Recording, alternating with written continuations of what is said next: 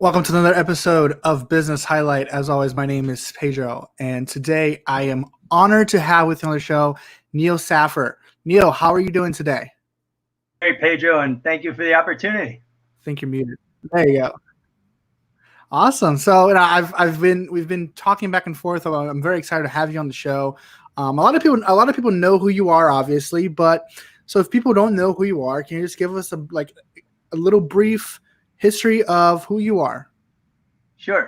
Neil Saffer, lived in Boca Raton for about 30 plus years. For the last 30 years, my wife Trish and I have owned several businesses in Boca Raton. We had a large IT services business back from 90s to 2003 called Gator Technologies, and a couple other things. But the thing we're most passionate about and have done together for the last 30 years is our auction business. And that's probably where most people know us from.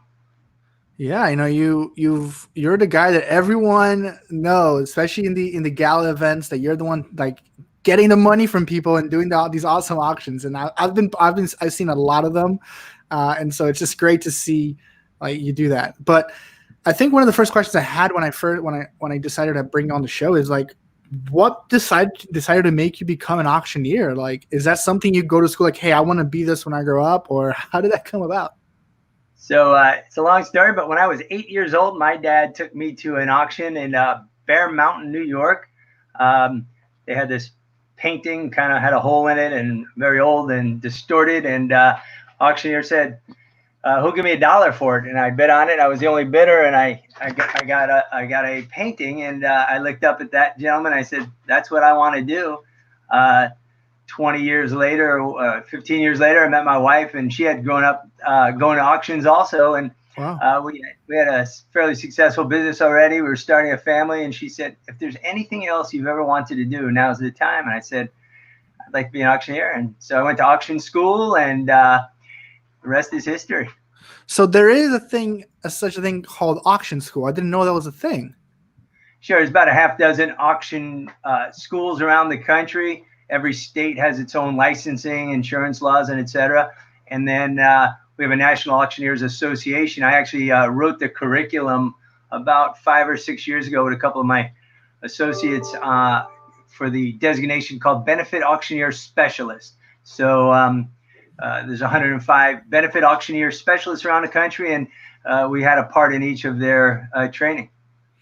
Wow. So where did you go to auction school? I guess it's called well, what's the correct terminology? That's called auction school. I went to the Oh, National Auction Training Center. Doesn't exist anymore in Sanford, Florida.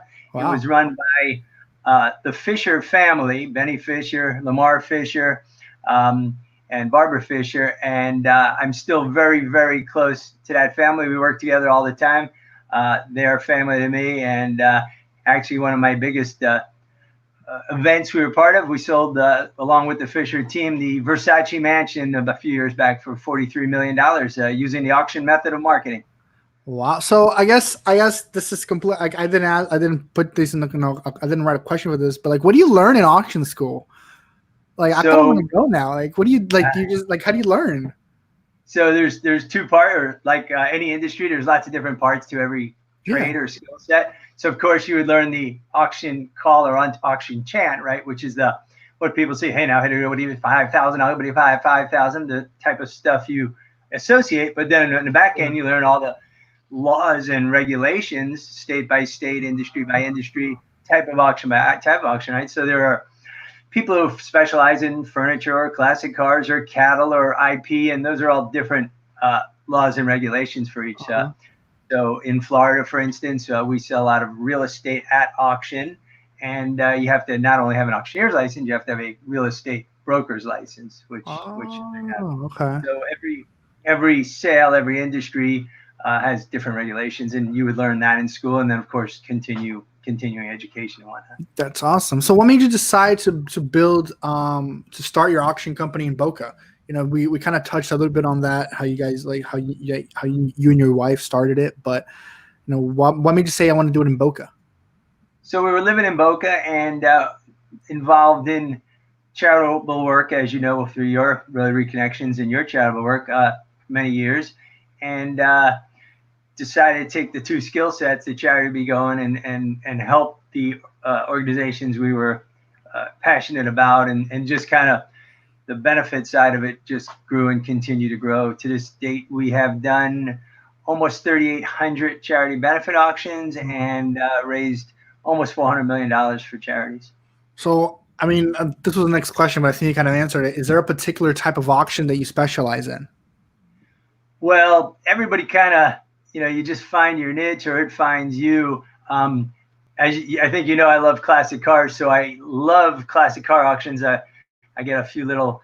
I'm on a speed channel, the Motor Trend channel every once in a while. I just love the whole car thing, and of course, there's real estate auctions which we like, but I would say that most of what we do and are passionate about is a benefit charity auctions, just because it's a way to make a difference in lives of people, organizations, children, great causes, where our skill set can make the biggest difference. We can't necessarily write the biggest check, but we certainly can help all these great organizations. There's so many in Boca and so many around the country. Yeah, you've done a lot of auctions from what I can tell. But if you could put a number in it, how many auctions do you think you've done since you started this whole thing? Almost 4,000. Just done about 3,800 that I can, so not counting our little ones at weekly Rotary Club meetings and things like that. That's a lot. Wow. Like, was there a specific? I don't look that old, do I, Pedro? No, you're very young. You're younger than I am. You have hair, so that makes you young. I don't have any, therefore I'm old. But how did you what's one of your favorite auctions that you've done out of all these 4,000 that you've done? Wow, it's a great question, and everyone is special and everyone is great. We've met some great people, met some great celebrities. I've been involved and on the board with a camp for kids with cancer for 26 years, and we've done that every year for 26 years. So that's really special.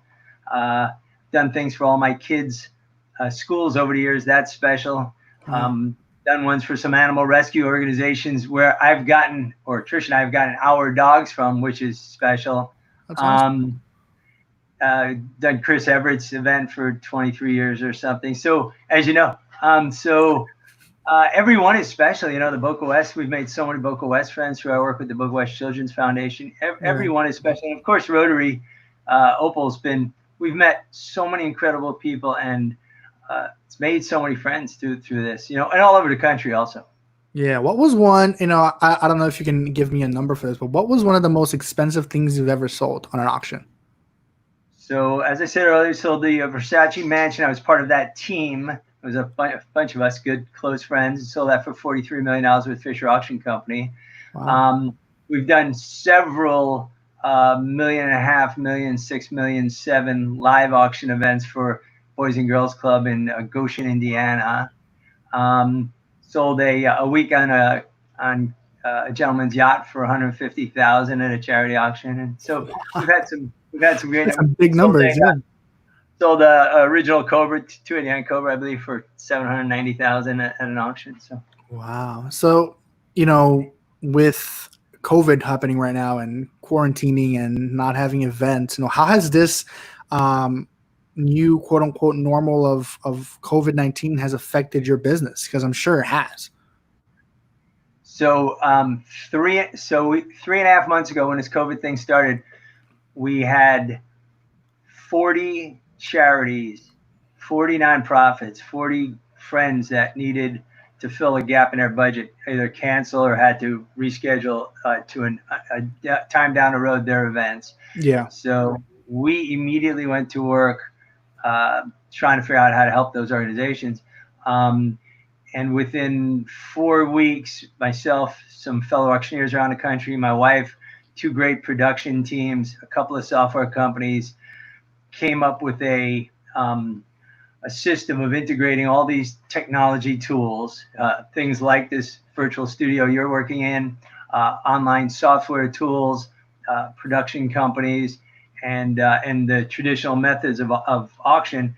Mm-hmm. And this calendar now appears to be filled up with virtual events. Wow. And as I say, nothing will take the place of a live auction. The excitement of, you still there?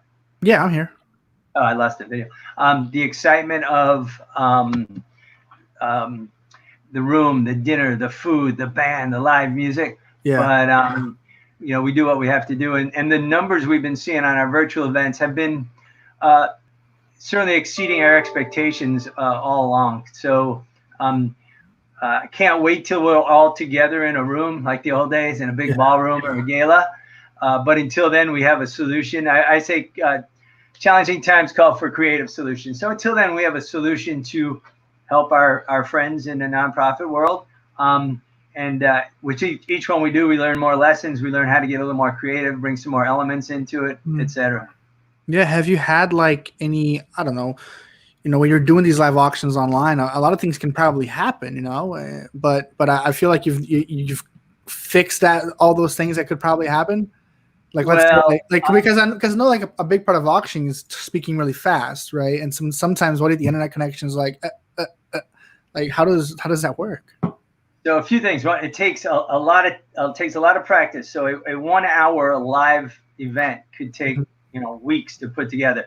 The Wow. scripting, the editing, the practicing, the tying in the live elements with the pre-recorded, pre-edited elements, and then things that our two production teams do that are even beyond me, like multiple bandwidth pipelines coming into the Wow. studio.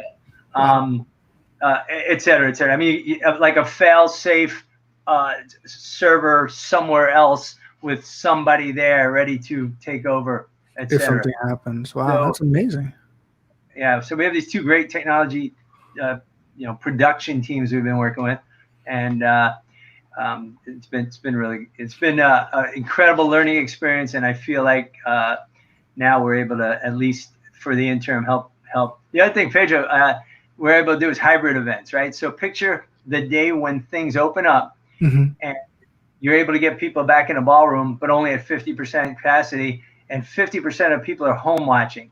We can do a hybrid event where you'll be bidding from the audience. I'm looking at a Uh-huh. TV screen, and a gentleman's bidding against you from home, like we've done in the classic car world and the real estate world for years, but we've been able Wow. to adapt that to the nonprofit world. That's awesome. That's innovation, especially like right now in this time that we need to have new ideas and figure out how to move on. Like, this is a great thing to do, that you can now do it online, and once we're able to go back in person. But if I want to backtrack a little bit when it comes to you know just being an auctioneer itself, how much practice does it take before you start a show? So, like, let's say we're doing like you're doing the Opal Awards, right? How does that process to get to the actual event work? So, um, any professional in any industry like yourself, it's all in a preparation, right? Yeah. I've never done a nonprofit that I haven't at least understood their mission, believed in their mission, visited their facility, whether Mhm. it's kids or dogs or a hospital or a medical center or whatnot. Um, Even if it's out of state, I'll fly up months ahead of time, meet with them, and visit the facility. I mean, so uh, like yourself, the pros make it look easy, but there's weeks and weeks of work before every event. You have to understand. Pedro, remember in a nonprofit world, when I'm standing on that stage and I'm representing that organization, for that 30 minutes or an hour, I'm the face and voice of that organization. Yeah. I take that so seriously, as do my professionals in our industry, Uh huh. that that if you don't understand that mission, if you can't speak to that mission, you shouldn't be up there representing that organization. Yeah, and I think that's a big thing that you just mentioned, that it takes a lot of work, because everybody people see you doing it and go, oh yeah, he's just speaking really fast. I speak fast. I can do that. But that goes for any profession. Oh, I can write. I have a Twitter. I have a blog. But so yeah, it's cool to see actually someone from the profession saying, listen, it's not just speaking fast. It's about actually going to school. It's about learning the process. You gotta kind of like study every event as its own separate thing. It's really cool stuff that I know a lot of people probably didn't think about. But yeah, it's everything's in a preparation, right? Yeah. You see somebody get up there that didn't do their homework. Um, it's they're not doing it justice to their client, and they're selling short the organization and the work they do. It used to be in the old days, the local weatherman or the PTA president would be the auctioneer for the school auction or the local church or temple or hospital auction. Those Yeah. days are gone, because the difference between a pro that does their homework and really Hmm. puts the time in and understands all the various elements, Yeah. could be 2 or 3x to the bottom line. Yeah. Wow. We've mentioned a lot about the nonprofit world. So, what are some nonprofit organizations that are close to your heart, like near and dear to your heart? So, like I said, the Cheer Foundation Nick's Camp is a cancer kids camp we've done for 26 years. Boca West Foundation, we've become a very close relationship with them, made so many friends, and the 26 children's charities they help, of which most of we interact with Florence Fuller and Unicorn and so many other. The Rotary Club, all Rotary clubs, but particularly Rotary Club of Boca Raton is very special to us. We got our dog from Big Dog Ranch Rescue. We got our dog before that from Tri-County Humane. We do a lot of animal, kids, animals, or anything underserved. Care Dad Center, Yeah. that are care of those in society who are least able to take care of themselves, and those people doing God's work like that. It's just, I would say, near and dear to our hearts. Yeah. Do you do any other auctions outside of Boca Raton or South Florida, really? So I've probably done auctions in 30 or 35 states. Uh, I do 10 very big auctions in North Central Indiana every year. I've done auctions in Cozumel, Mexico, done auctions in Toronto, Canada, done auctions in the Hard Rock in New York City, um, Chicago, Atlanta, Georgia, many in Atlanta, Georgia. So we Wow. travel, both at home, but we travel. A lot Yeah. of boys and girls clubs, love Boys and Girls Club, Mm. SOS Children's Village, Place of Hope, near and dear to heart, Place of Hope. Trish and I volunteered there every Tuesday night for the last couple of years. We've been working with Place of Hope for 15 years. Um, can't say enough about the work that the foster Yeah. the love they give the foster kids. For sure. We mentioned, like, I can tell, and people know that you love nonprofit organizations. But what are some of the community organizations that you yourself volunteer for? Uh, like I said, we Rotary, any Rotary project our club is doing, we're involved in. We mentor a lot of kids. We have a big scholarship program. Rotary Club Boca Raton, just in our own Opal last year raised, and thanks to our unbelievable supporters and donors, almost $200,000. And we've got conventional college scholarships. We just started a scholarship program for the trades. We're sending auto mechanic, marine mechanic, some medical assistants, and we've got guaranteed pretty much jobs for them when they come out. So talking about, Mhm. our motto is changing lives, building futures.